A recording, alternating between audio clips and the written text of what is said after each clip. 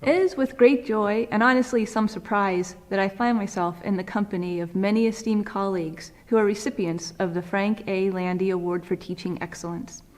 I'd like to thank the Landee Award Committee of 2021. I remember one of my earliest conversations with Sally Decker, who was on my first evaluation team, after she observed my class in my first semester at SVSU in fall 2000. Expecting her to tell me what I should have done differently or saying what was okay, she said, "So that's what postmodernism is about." It did not take long before I understood that evaluation teams can be instructive, but they are more often an opportunity to share. Being on an evaluation team, I learned about climate and culture in Fred Sunderman's geography class. Amy Hendrickson's team taught me how boards of directors work. Having 9 different colleagues look at my assignments, course evaluations, syllabi, and classroom interactions sent a clear message that teaching matters and it deserves time. Our students are also teachers.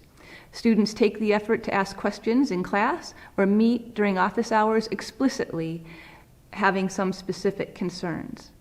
Implicitly, they demonstrate some of the most significant things I've learned. One student who asked for more time for an assignment was actually telling me that she was losing her dad to COVID-19. Another student who said she did not turn in her work but wanted me to know that she cared about the class. I learned that she was really telling me that the heat in her trailer was out in the winter and that her hands were too cold to hold a pen. Students at SVSU attend in spite of their worlds not being perfect. They tell us what they need from us, think through reasonable accommodations, and articulate difficult experiences. They teach by example. I thank students for showing me the best in human achievement, which is not always being the best in class.